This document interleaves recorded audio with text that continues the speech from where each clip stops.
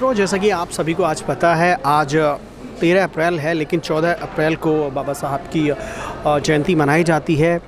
तो आज district bar association Faizabad के द्वारा एक बाबा साहब की जयंती का आयोजन किया गया था। भव्य आयोजन, बहुत बड़े स्तर पे किया गया था। तो ये जो आयोजन था वो सभी जो वकील हैं उनके सहयोग से संपन्न हुआ था। और यहाँ पर एक हमारे वकील हैं साहब हैं जो अपना इंट्रोडक्शन खुद देंगे, और उनसे हमारा सवाल है, वो अपने बारे में खुद बताएंगे कहाँ से हैं, कैसे हैं, क्या नाम है उनका। लेकिन उनसे हम प्रश्न ये करते हैं कि बाबा साहब की जो विचारधारा है, क्या आज समाज उस विचारधारा पर चल रहा है? ये मात्र केवल जयंती हमने मनाई, कार्यक्रम किया और बात ख़त्म हो गई, और फिर जो हमारा जो रूटीन है, जो दिनचर्या फिर वैसी की वैसी हो गई। तो इसमें कैसे सुधार किया जा सकता है, हम वकील साहब से खुद पूछेंगे, वो अपना डायरेक्शन खुद देंगे।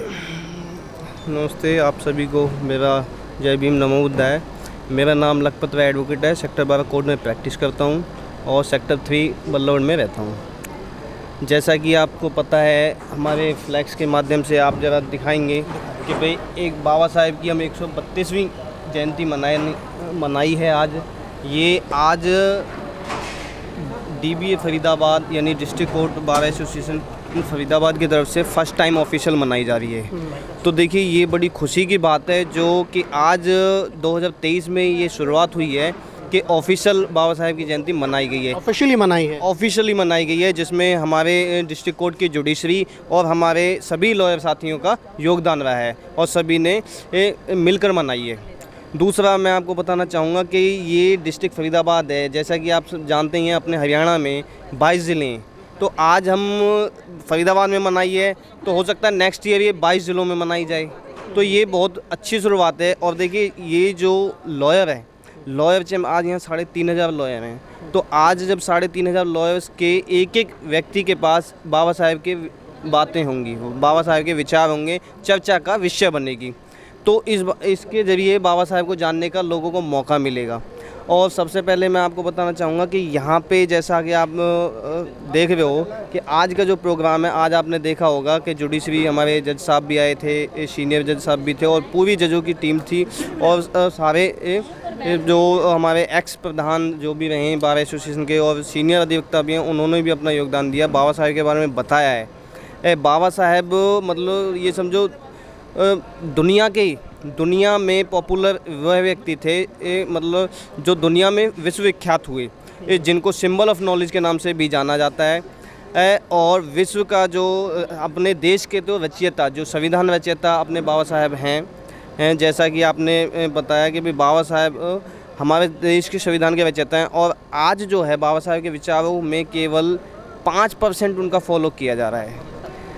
5% बाबा साहेब के विचारों को फॉलो किया जा रहा है, वो भी केवल जो बाबा साहेब से प्रेरित है, उनके विचारों को जानता है, वो अम्बेडकरवादी है या मतलब एक जागरूक व्यक्ति है बाबा साहेब के प्रति कि बाबा साहेब कौन थे, वो उनको पढ़ता है, उनको जानता है, उनकी वीडियोस देखता है, उनकी कहीं ना कहीं सोशल इवेंट्स में पार्टिसिपेट करता है, तो उसको जानने का मौका मिल रहा है।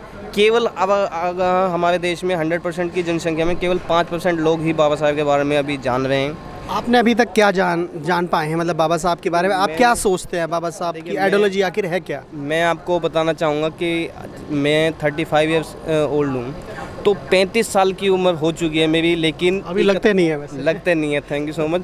बट 31 साल की उम्र में मैंने बाबा साहब को जानना शुरू किया है। अच्छा। अब देखिए कि मैं पढ़ा लिखा, एक्चुअल में क्या है कि आज हमारा जो बैकग्राउंड है, अगर एक वो देखा जाए कि बहुत सारे जो पिछड़े वर्ग थे, तो उनके जो एंसेस्टर जो रही है, दादा परदादा जो रहे हैं, वो अनएजुकेटेड थे, क्योंकि आपको पता है कि समाज में इस तरीके की विचारधाराएं थीं, ऐसी व्यवस्था बनाई गई थी कि हम लोगों को पढ़ने नहीं दिया जाता था, हम लोगों को स्कूल को देखने के मतलब सुनने तक के लिए, जहां ज्ञान की बातें होती थी वो हमें सुनने के लिए भी प्रतिबंध थे। इस तरीके की बहुत सारी, आप जब जिस दिन आप बाबा साहब के बारे में पढ़ोगे तो ये सारी बातें आपको किताबों के माध्यम से पता भी लगेंगी। तो मैं अनपढ़ फैमिली से बिलोंग करता था, अपने ख़ानदान में फर्स्ट मैं पढ़ा, एजुकेटेड हुआ, लेकिन एजुकेटेड होना और सोशल एजुकेटेड होना, ये दोनों ही बातों में डिफरेंस है। केवल पढ़ना तो वो ज्ञान तो मिलता है, लेकिन सोशल एजुकेटेड होना का मतलब है कि जो समाज जो हमें अपने इतिहास को जानना। हम इतिहास के बारे में अगर जानते हैं तो हम किताबी इतिहास को, जैसे कि मुग़लों के और अंग्रेज़ों के इतिहास को पढ़ाया जाता है, हमें किताबों में मुग़लों का भी उसका अंग्रेज़ों का इतिहास पढ़ाया जाता है। लेकिन हमारे जो महापुरुष रहे जिन्होंने हमारे देश के लिए बहुत सारे त्याग बलिदान दिए, उनके नाम पर केवल आप 1st to 12th तक क्लास में भी देखोगे तो एक आध पेज का एक आध चैप्टर होता है। तो वो जो जनरेशन है वो जाने कहाँ से। मैंने 31 साल की उम्र में बाबा साहेब जो जिनको मतलब दुनिया जानती है जो उनके बारे में, क्योंकि ये हम तो बहुत पीछे हैं। जब हम बाबा साहेब को जानना शुरू करेंगे, जिस दिन हमारे देश के बच्चा बाबा साहेब को जान जाएगा, उस दिन ये समझ लेना कि हमारा देश अगर इस समय कौन सी स्टेज पर है मुझे कंफर्म नहीं है, लेकिन उस समय जिस दिन बाबा साहेब को बच्चा हमारे देश का जानेगा, उस समय हम गुरु, जिसकी हमारे प्रधानमंत्री चर्चा करते हैं कि विश्व गुरु बनाने की, तो विश्व गुरु खाली बातों से नहीं बनता। विश्व गुरु एक दिन उस समय ज़रूर बनेगा जो बाबा साहेब ने विचार जो दिए थे कि भाई मानव एक समान, सभी को एक समान समझो, सभी के लिए बराबर एक नज़रिए से देखिए। लेकिन आज भी हमारे देश में देखा होगा भेदभाव, और भले ही कानून है लेकिन भेदभाव भी कहीं ना कहीं कायम है। आज भी जहाँ ये पता लग जाता है कि पिछड़ी जाति से व्यक्ति है तो उसको कानून में कहीं ना कहीं ढील हो सकता है कि डिस्ट्रिक्ट कोर्ट से। आपके साथ कभी ऐसा कोई भेदभाव यहाँ पर?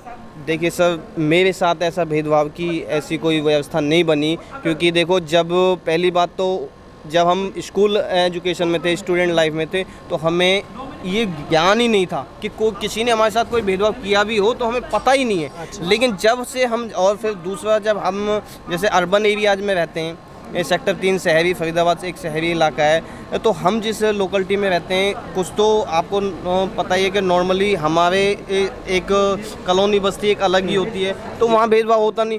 दूसरा कि भी मेरी खुद की एक मेंटलिटी है कि मैं किसी के व्यक्ति विशेष के लिए सही और गलत एक बात नहीं होती है कि भाई सही है तो सही कहो, गलत है तो गलत कहो। तो एजुकेटेड का मतलब यही है, सही को सही ठहराओ और गलत को गलत ठहराओ। यदि आप एजुकेटेड होने के बाद भी सही गलत का डिसीजन नहीं ले सकते तो आपके एजुकेटेड होने का कोई बेनिफिट नहीं, कोई लाभ नहीं। तो आपका कहने का मतलब ये है कि अगर भारत को विश्व गुरु बनाना है तो बाबा साहब की जो विचारधारा है उस पर चलना पड़ेगा, तभी हमारा भारत देश एक विश्व गुरु की ख्याति प्राप्त कर सकता है।